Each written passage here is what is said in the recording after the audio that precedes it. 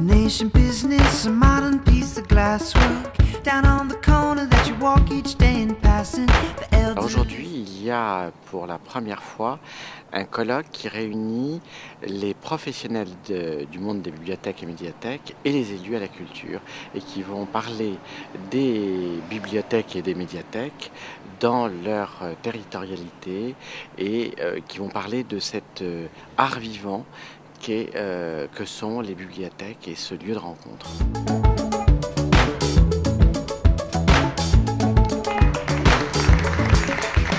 Si les services proposés par les bibliothèques sont des services publics, dans des objectifs de progrès social et de mise à disposition pour tous de la culture et de l'information et de l'accès à cette information, malgré tout, la concurrence est très très forte. On a parlé d'Internet, on a parlé des nouveaux supports, on a parlé des autres moyens d'accès à la culture, le cinéma, la musique, etc.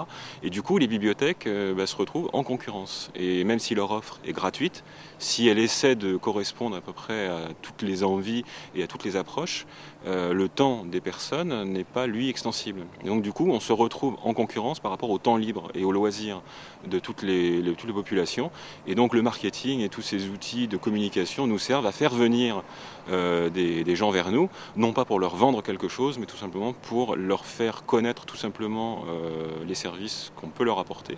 On a dépensé beaucoup d'argent ces 30 dernières années, et que les résultats ne sont pas à la hauteur de ce qu'on pouvait espérer de cet investissement.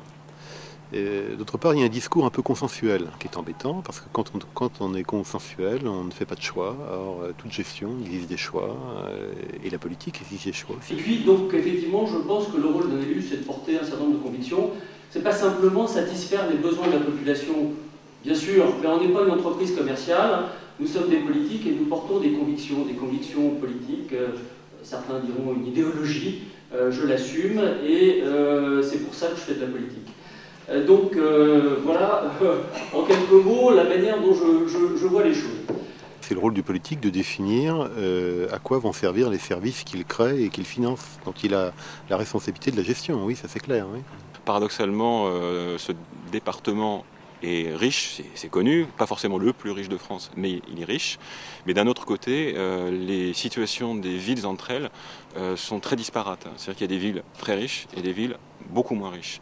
Et du coup, l'intérêt des rencontres que les professionnels organisent au sein d'une association comme BIP 92, c'est de mettre en commun leurs réflexions, de savoir comment on peut réagir face à un public donné, à un endroit donné, et éventuellement de transposer des expériences d'une commune à l'autre, d'une bibliothèque à l'autre. Alors le rôle du politique, c'est de donner une vision de l'avenir de la médiathèque. Il appartient à l'équipe de travailler sur le contenu.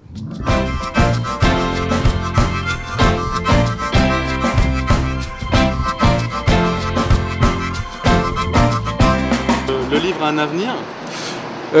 C'est une question assez provocante. Hein. Alors le livre a un avenir, oui, ça fait quand même 5 siècles que le livre a un bel avenir. Il a eu d'ailleurs un avenir, et en tout cas un développement tout à fait considérable depuis une trentaine d'années grâce à un grand dispositif que nous avons en France et dans d'autres pays, qui est la loi sur le prix unique du livre, la fameuse loi Lang, qui aujourd'hui est bien sûr questionné avec l'arrivée de ces tablettes de lecture, du numérique et du développement futur du livre numérique. Alors le livre numérique aujourd'hui aux États-Unis comme en France, c'est quand même pas grand-chose, c'est quelques pourcents du chiffre d'affaires, mais manifestement ça va se développer de plus en plus vite. Et ce que nous pensons, c'est que ça va peut-être permettre de réamener au livre ou d'amener plus facilement au livre toute une génération de lecteurs qui est celle la plus difficile dans la vie en général, et puis aussi pour les activités culturelles, qui est celle des 15-25 ans, qui est cette génération où on décroche un peu de la pratique de la culture un peu légitime, en quelque sorte, et du livre et de la lecture en particulier. Ça nous permet de ramener cette génération à la lecture à travers un média particulier, qui est celui de la tablette de lecture. Et nous espérons en tout cas que ces jeunes générations arriveront plus facilement au livre à travers cette technologie. Donc le livre, évidemment, a un bel avenir. Oui. C'est quoi le futur d'une médiathèque aujourd'hui ? C'est Internet. Parfois, dans certains discours, on a l'impression que c'est un gros problème, c'est même un danger pour l'avenir des bibliothèques.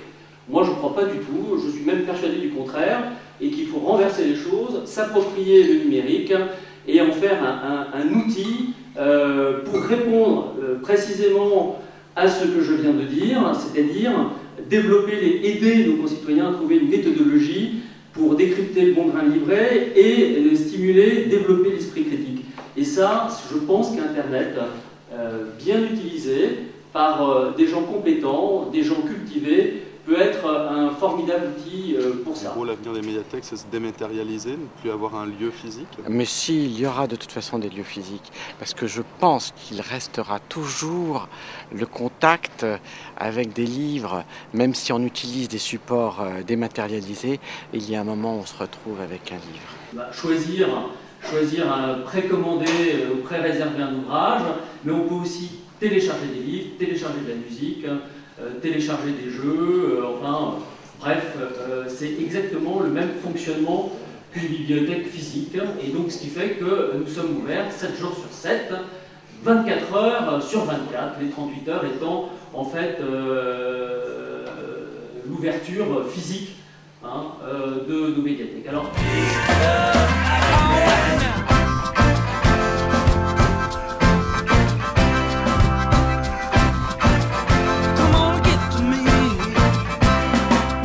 une bibliothèque souvent est considérée comme quelque chose de figé et que la bibliothèque dans son environnement municipal, et surtout depuis qu'elle est médiathèque, est un lieu d'échange, de rencontre, de travail, est un lieu extrêmement vivant et très fréquenté. L'intermédiation culturelle et le conseil, car il ne s'agit pas simplement de donner un mode d'emploi aux gens, ça c'est la société de service, mais c'est de leur faire vivre des expériences intellectuelles. Et ça c'est votre rôle, c'est ce qui est intéressant dans votre job, c'est pas de faire du prêt, ça c'est nul, ça sert à rien, et aujourd'hui la technique permet de s'en débarrasser, donc voilà pourquoi nous avons fait le choix de l'automatisation. Les usagers n'ont pas forcément l'impression qu'il y a un problème. Donc ils vont aller directement dessus et la première information qu'ils trouvent leur semble suffisante parce qu'ils l'ont trouvée. Donc ça implique beaucoup de choses. Ça implique beaucoup de connaissances de la part et de pédagogie de la part des bibliothécaires pour savoir non pas leur imposer une opinion, là non plus, pas plus que pour les élus, mais pour leur expliquer comment le problème se pose. Ce qui est compliqué. Pour ça, il faut que les bibliothécaires maîtrisent le sujet, et d'autre part qu'ils comprennent qui ils ont en face d'eux et sachent faire preuve de suffisamment de pédagogie pour le faire. Maintenant, le problème reste, est-ce que les usagers vont avoir le réflexe d'aller vers les bibliothécaires? Disons que notre objectif n'est pas de vendre pour faire du profit, mais notre objectif est de faire connaître et de faire accéder pour devenir productif, pertinent et efficient. Efficient par rapport à quoi? Par rapport à un objectif de progrès social qui rejoint des problématiques politiques beaucoup plus générales.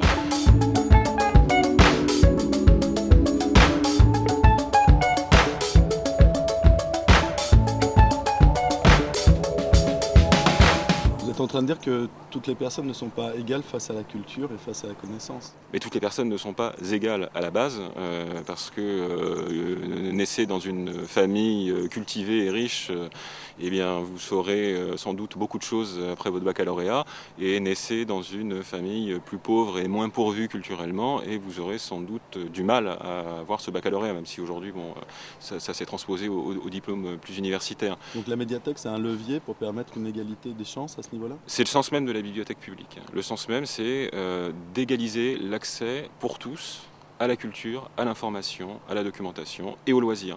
Puisque écouter un disque de rock, de jazz ou de musique classique, c'est aussi important que d'accéder à un roman, à un recueil de poésie ou à un livre d'art. Voilà, donc je veux dire, aux 15-25 ans, si vous n'aimez pas un livre à tel âge, ma foi, revenez-y un peu plus tard et vous trouverez des trésors très certainement que vous n'aviez pas vus au début, en tout cas dans votre première lecture. Voilà. J'espère, mais je pense qu'il est absolument indispensable de développer l'esprit critique parce que toute l'idée même de la démocratie, qui était quand même était construite comme avec volonté, quelque chose de fragile, repose sur cette idée. Quand il n'y aura plus l'esprit critique, comme le disait Tocqueville, il n'y aura plus de démocratie. Même si les supports évoluent, même si tout se modernise, finalement, le cœur de votre mission, c'est ça. C'est stimuler l'esprit critique des gens, leur apporter, les aider à vivre des expériences intellectuelles. Si on ne s'adapte pas, toutes les structures meurent et elles sont là pour vivre et évoluer. It all comes at once.